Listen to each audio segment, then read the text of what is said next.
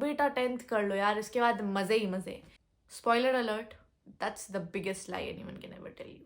Now let's talk about a story that ruined my science preparation. यार actually मुझे आज बहुत पढ़ना है तो मैं ज़्यादा टाइम नहीं वेस्ट करने वाली, सीधा स्टार्ट करते हैं video. So you know I have successfully passed 10th grade, so I can spill all the tea and trust me with this. मैं आप लोगों से बिल्कुल झूठ नहीं बोलूँगी. And since I'm not like a topper, तो मैं एक एवरेज से थोड़ा ऊपर वाले टाइप के बच्चों के हिसाब से ही बोलने वाली हूँ. And I know that some of you are, in the depths of despair because they feel like this is the end of everything. यार मैंने ये नहीं पढ़ा, वो नहीं पढ़ा, ये नहीं complete हुआ, वो नहीं complete हुआ. And then you hear your relatives or your, parents telling you, बेटा 10th कर लो यार, इसके बाद मजे ही मजे. Spoiler alert, that's the biggest lie anyone can ever tell you. 10th grade इतनी मुश्किल नहीं है, ठीक है. एंड जितना तुम्हें लग रहा है ना, मुझे भी लगता था, और मैं भी अपने ये जब सीनियर्स को बोलती थी मुझे लगता था यार ये तो ऐसे ही बोल रहा है, बट ऐसे नहीं बोलते भाई. सच में उतना भी हार्ड नहीं है. It will pass and it will go on very smoothly if you follow some of the things that I tell you. And let's just jump to the tips. So whether you're aiming for 90 plus or just want to pass it anyhow, all the tips will be very helpful to you. But इतना तो मैं बोलूँगी कि अगर तुम्हें बस पास भी होना है अच्छे से और तुमने ये टिप्स अच्छे से फॉलो कर लिए तो ना चाहते हुए भी तुम्हारे 80% से ज़्यादा नंबर तो बन ही जाएंगे. मेरे खुद आए थे 90% एग्जैक्टली. तो मैं तो बस यही बोलूँगी कि ये सब फॉलो किया मैंने और मुझे हेल्प हुआ. मैंने जहाँ जहाँ मिस्टेक्स किया वो भी मैं आप लोग को इस वीडियो में बताने वाली हूँ how to actually study smart. ठीक है. तो फर्स्ट टिप, आई थिंक ये हजारों लाखों बार सुन लिए होगे, बट मैं जिस तरह से बोलने वाली हूँ शायद थोड़ा डिफरेंट हो, is that NCERT is your best friend. What do I mean by that? यार कि प्लीज रेफरेंस बुक के पीछे भागना छोड़ दो. अगर अभी तुम्हें थोड़ा सा भी डर है ना कि तुम्हारा प्रिपरेशन कहीं अटका हुआ है, cut off all the reference books that you have and just focus on NCERT for now. NCERT का जहां भी एक्सप्लेनेशन तुम्हें मिल रहा है तुम वो देखो, एंड या फिर कोई बुक भी है अगर वो एनसीईआरटी को रेफर करके एक्सप्लेन करिए उसे भी देखो. लेकिन NCERT should be your top most priority अभी. And NCERT is not that tough if you ask me. सही से पढ़ना आना चाहिए. एक बार फुल्ली रीड करो, दूसरे बार उसका नोट्स बनाओ, शॉर्ट नोट्स. तीसरे बार तुम जितने भी एग्जाम्पल्स दिए उसे याद करो. जितना भी रिएक्शंस है, लाइक केमिस्ट्री में जितने भी रिएक्शंस है उसे रट जाओ.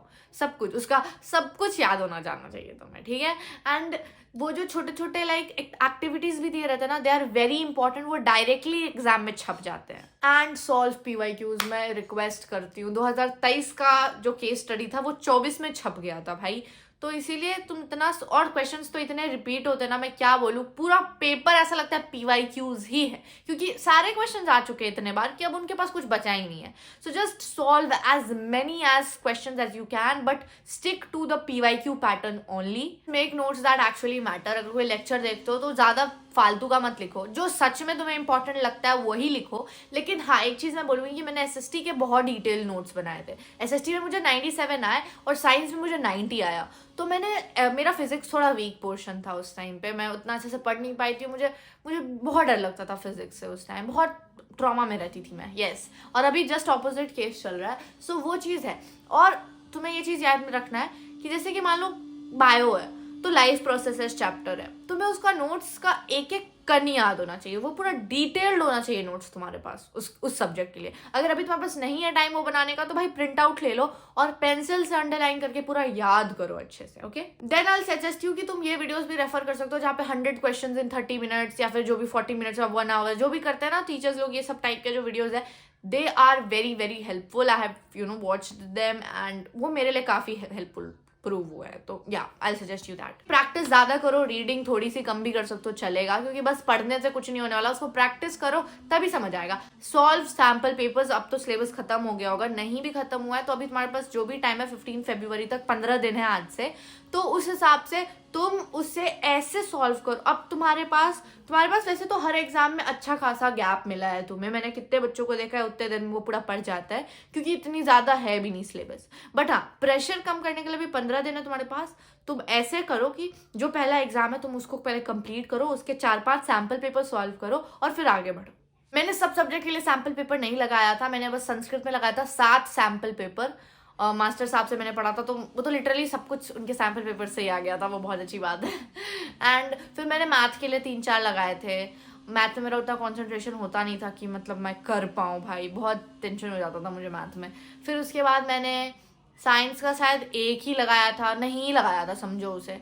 एसएसटी में मैंने सैम्पल पेपर्स नहीं लगाए थे। फिर इंग्लिश में मैंने नहीं लगाया था सैम्पल पेपर, क्योंकि मुझे लगता था मैं इंग्लिश का क्या लगाना है, मैं बस पढ़ लेती थी। उसके बाद tip number 4 will be math should be practised daily. ये तो बहुत लोग ने तुम्हें बोला होगा, लेकिन सच में 30-40 मिनट रोज प्रैक्टिस करो, एक एक चैप्टर उठा के कुछ भी प्रैक्टिस करने बैठ जाओ।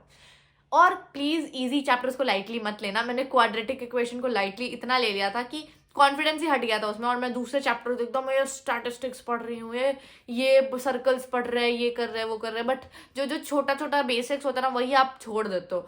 इवन चैप्टर 1 जो है तुम्हारा, उसको भी बहुत अच्छे से पढ़ के जाना, उससे केस स्टडी आता है और काफी घुमा के पूछ देते हैं वो, और तुम्हें समझ ही नहीं आएगा कि वो चैप्टर कहाँ से आ गया। अगर तुम मैथ में थोड़ा भी वीक हो, मैं तुम्हें सजेस्ट करूंगी कि प्लीज अभी ज्यादा इधर उधर मत देखो, और अगर मैथ में अच्छे हो तो मैं सजेस्ट करूंगी कि आप एग्जाम्पलर भी पे भी थोड़ा ध्यान दे दो। एग्जाम्पलर से भी क्वेश्चन आते हैं और काफी अच्छे अच्छे आ जाते हैं। Now tip number 5 is English and social science can be your most scoring subjects. You can not cut that point, क्योंकि सच में ये एकदम सच है। इंग्लिश में मेरे नंबर कम आए इसीलिए मेरा परसेंटेज गिरा, नहीं तो वो नहीं गिरता, बिकॉज ओवरऑल मेरे मार्क्स काफ़ी अच्छे थे।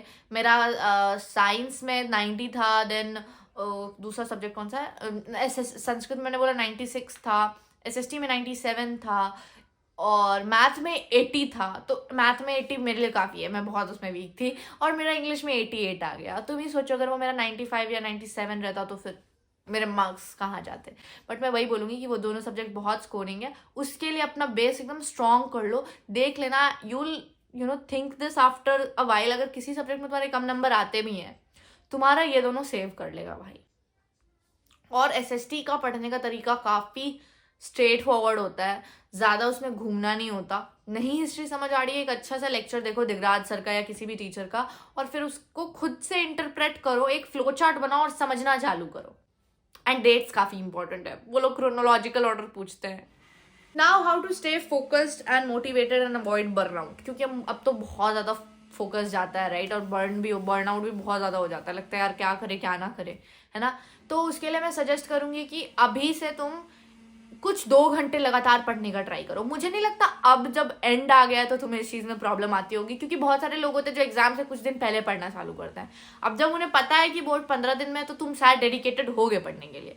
बस उसे सही तरीके से करो और ट्राई करो 1-2 दिन में तुम्हारा पूरा का पूरा मेन सब्जेक्ट्स जो है उनका सिलेबस खत्म हो जाए वापस से। अगर एक दिन में तुम इंग्लिश खत्म करने का ट्राई करोगे तो हो सकता है, बट तुम्हें पूरा दिन पढ़ना पड़ेगा अच्छे से, और फिर उसके नेक्स्ट दिन उसके क्वेश्चंस लगाने होंगे। इंग्लिश भी काफ़ी वाइड हो जाता है अगर देखा जाए तो, क्योंकि तुम्हें लगता रहता है सब इंपॉर्टेंट है राइट, क्योंकि वो पोएम्स से भी पूछ लेते हैं क्वेश्चंस।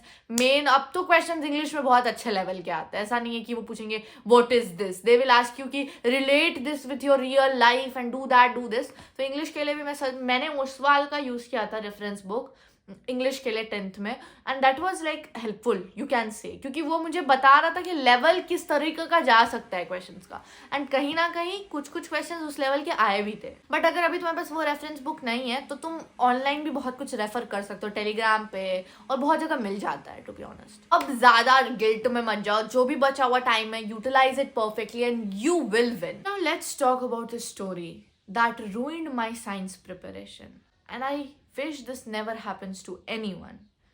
देखो, मैं नाम नहीं लेना चाहूँगी and I don't want to demean anybody, but ये काफ़ी एक ऐसा केस है जो मैं हमेशा चाहती हूँ कि मैं अपने जूनियर या फिर कभी भी अपने किसी रिलेटेड पर्सन को बता दूँ कि उसके साथ ऐसा ना हो।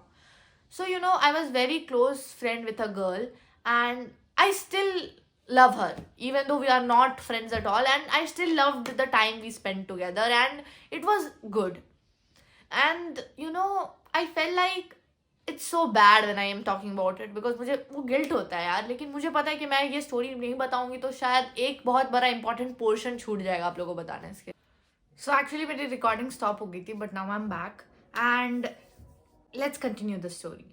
So it all began 3-4 days before my science examinations, when this girl who was very very close friend of mine, we used to be in bus together, मतलब सब कुछ, and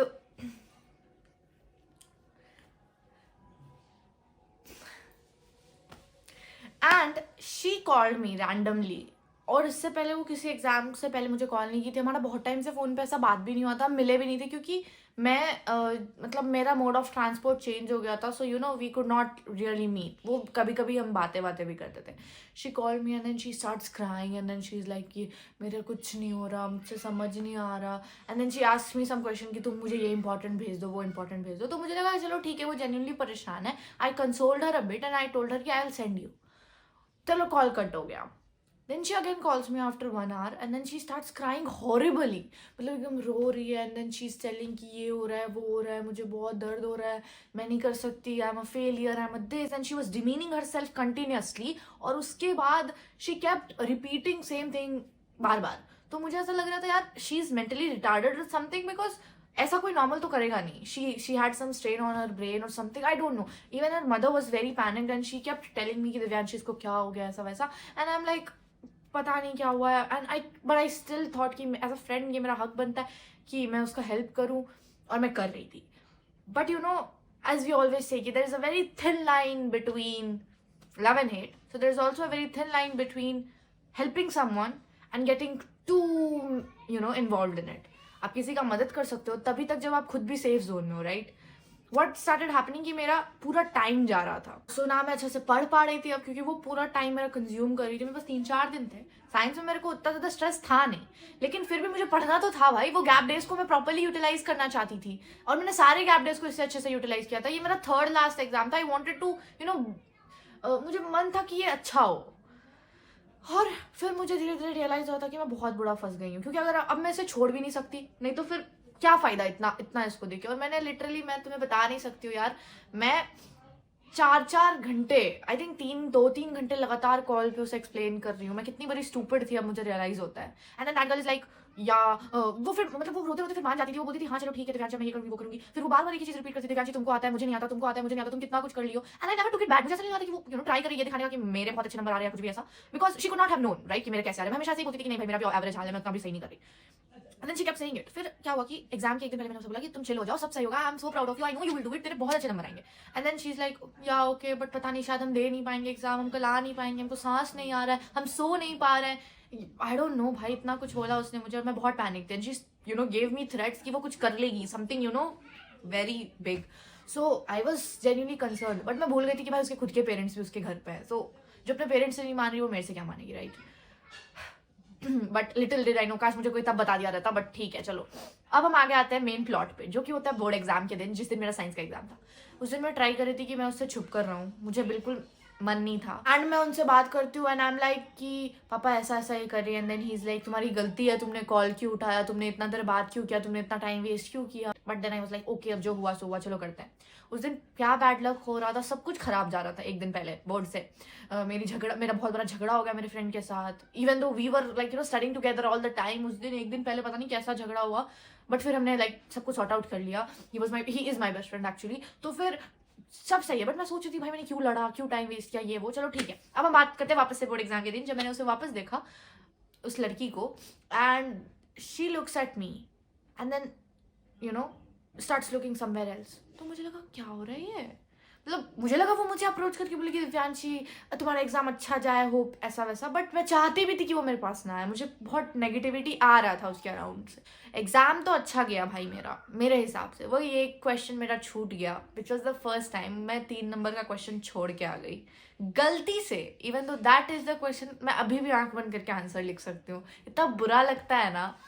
मेटलर्जी से क्वेश्चन था, और मुझे नहीं पता मुझे वो दिखा कैसे नहीं, क्योंकि मैंने पेपर 3 बार रीचेक किया, पता नहीं क्या हुआ कैसे हुआ, बट वो हुआ। फिर मुझे पता चला मैंने फिजिक्स में भी एक गलत नंबरिंग कर दिया, और इतना कुछ मैंने उस दिन किया। इवन दो पता नहीं कैसे ये सब हो रहा था मेरे साथ। मैं जब बाहर निकली मैंने फिर उस लड़की को एनकाउंटर किया, and that time I knew that something was off, because she purposely try to get away from me. Even though मैं उसे अप्रोच करने का ट्राई कर रही थी, वो मेरे से एकदम, मैंने उससे पूछा भी ठीक अच्छा गया एग्जाम, एकदम उसके बाल बिखरे हुए थे, एकदम अजीब सी लग रही थी। एंड देन शी लाइक हाँ अच्छा गया। हम बात करते हैं एग्जाम रिजल्ट वाले दिन का। मैं उसके बारे में भूल भी गई, मैंने उससे ज़्यादा मैसेज वैसेज भी नहीं किया, मैं अपने लाइफ में कैरी फॉरवर्ड कर रही अपने आप को, ठीक है। फिर एग्जाम के रिजल्ट के दिन मैंने उसे मैसेज किया सामने से कि कैसा हुआ, एंड मैं जेन्युइनली चाहती थी उसका अच्छा हो। तो वो मुझे लेकिन मुझे ये भी पता था, मुझे लगा कहीं 80% या 70 में वो अटक ना जाए, उसे बुरा ना लग रहा हो, मैं पूछी क्यों ऐसा होता. Then she tells me 90.33%. And then I am like great. And then I asked sir science में कैसा आया, बिकॉज तुम साइंस के लिए इतना परेशान थी राइट. मैंने अच्छे से ही उससे बात किया. And then she tells me she scored 94 and I scored 90. देखो यार, मुझे पता है कि ये चीज़ कितना अजीब है. तुम सोचोगे कि मैं जेलस थी उसके नंबर से, ऐसा कुछ भी नहीं है. मुझे एक घंटा फर्क नहीं पड़ता भाई कि कोई क्या स्कोर कर रहा है क्या नहीं. But she took away my time. अपना मेंटल हेल्थ सेव करते हुए किसी के साथ फ्रेंडशिप मेंटेन करना मुझे अब अच्छे से आता है. सो या that's my case. I think तुम लोग ने में से भी कभी किसी के साथ कुछ ऐसा होगा. अगर हुआ है तो प्लीज़ शेयर करो. And you know that day I blocked her. And अभी तक मैंने उससे अनब्लॉक भी नहीं किया, और मैं ना ही कभी फ्यूचर में करने का सोची हूँ. बिकॉज अगर you know it would have affected her, she could have reached me from one way or the other, but she didn't. And you know I have been betrayed a lot of time when it comes to friendships. Still I'm very good at it because मुझे पता है कि आपकी life and नहीं होती जब एक friendship खत्म होता है. Bye.